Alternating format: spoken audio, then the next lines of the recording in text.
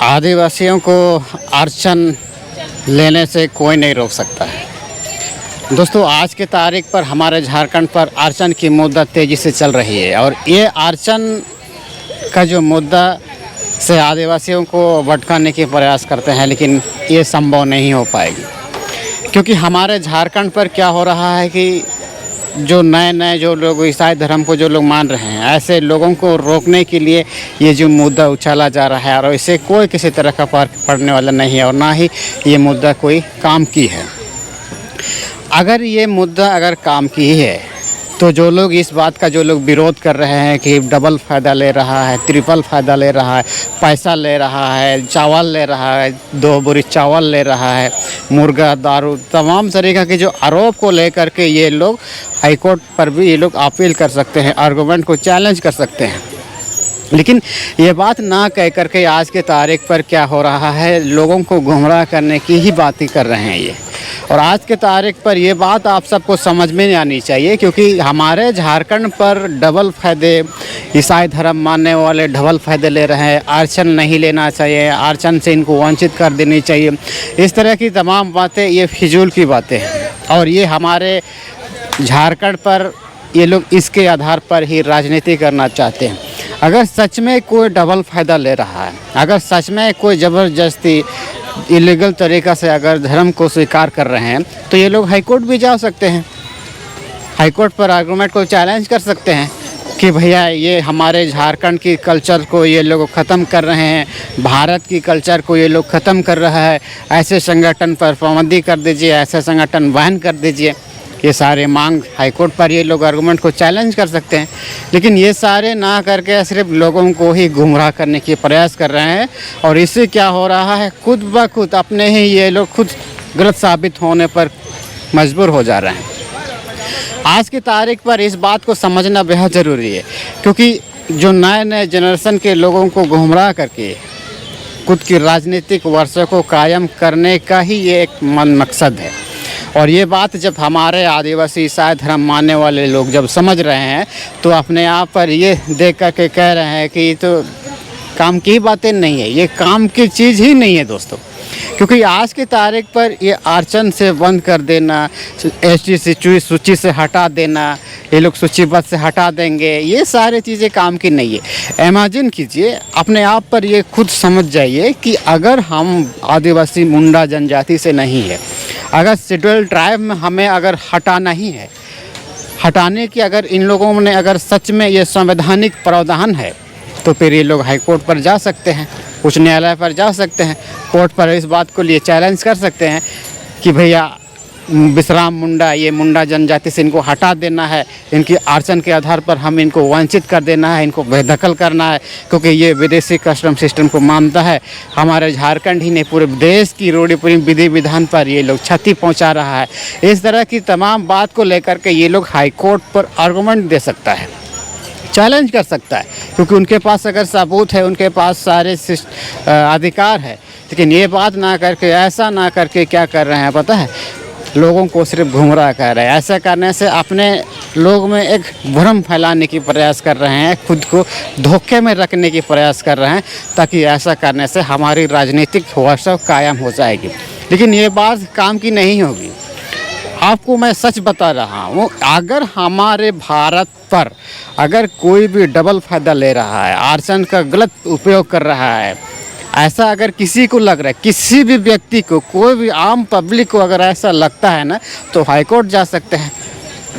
Supreme court जा सकते हैं। उस स्थान पर ये चैलेंज कर सकता है कि हमारे भारत पर ही ईसाई धर्म ही हमारे भारतीय कल्चर को अतिक्रमण कर रहा है,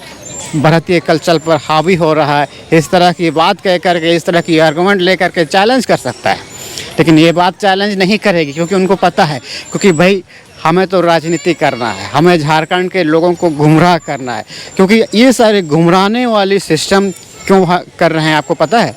हमारे झारखंड ही नहीं, पूरे भारतवर्ष पर आदिवासी हितैषी ऐसे कई मुद्दा हैं। झारखंड पर देखिएगा तो ऐसे कई मुद्दा हैं, मैं आपको पता होगा। ये सारे मुद्दाओं को अपने लोगों को भटकाने के लिए, अपने लोगों को लटकाने और अटकाने के लिए ही ये सारे मुद्दा हमारे झारखंड पर इस तरह की मुद्दा उछाली जाती है। इससे पूर्व में आपने देखा होगा ना, भारतीय जनता पार्टी के लोगों ने कई ऐसे मुद्दाएं अपनाई हैं, डीलिस्टिंग, फिलिस्टिंग, विदेशी, तमाम तरीके की मुद्दा, घुसपैठी, बांग्लादेशी, परदेसी, ना जाने क्या क्या मुद्दा उठाते रहते हैं हमारे झारखंड पर। लेकिन ये काम की नहीं आ रही है, क्योंकि इससे जो काम की चीज़ें हैं ना, हम जैसे कई लोग विश्लेषण करके लोगों तक पहुंचा रहे हैं और लोग आसानी से समझ रहे हैं। और इसी का जीता जगता उदाहरण आज की तारीख पर भारतीय जनता पार्टी की हाल यही हो रही है। लेकिन ये बात उन सारे चीज़ों को नहीं पता है, क्योंकि जिस मुद्दा की जो लोग आप लोग राजनीति करेंगे, जिस मुद्दा की लोगों को गुमराह करने की प्रयास करेंगे, आदिवासी ईसाई धर्म मानने वाले ये चीज़ खुलासा करते जा रहे हैं, खुलासा करते जा रहे हैं। और खुलासा करने से क्या हो रहा है, पब्लिक समझ रही है, गांव में जो लोग रह रहे हैं वो लोग समझ रहे हैं और इस बात को लेकर के चिंता का भी ज़ाहिर नहीं कर रहे हैं। और आज की तारीख पर मैं आपको यकीन के साथ मैं कह सकता हूं, अगर हमारे भारत पर ईसाई धर्म मानने से, ईसाई धर्म अगर भारत की कल्चर को अगर हावी कर रही है, तो इस बात को लेकर के ये लोग चैलेंज कर सकते हैं। लेकिन ऐसा ये लोग नहीं करेंगे, ऐसा जानबूझ करके नहीं करेंगे, क्योंकि उन सारे लोगों को पता है अगर हम ऐसा कर जाएंगे तो खुद ब खुद निर्बुद्धि घोषित हो जाएंगे। और ये समझ करके आज की तारीख पर ऐसा करने से खुद को बचने की प्रयास करते हैं, बल्कि खुद की अपने ही लोगों को, अपने समुदाय के लोगों को गोल गोल घुमाने की प्रयास करते हैं, ताकि हमारे झारखंड के जितने भी जो मुद्दा है, ये सारे मुद्दाओं को उन सारे लोग समझ ना पाए, देख ना सके। वास्तविकता में आज के तारीख पर 75 साल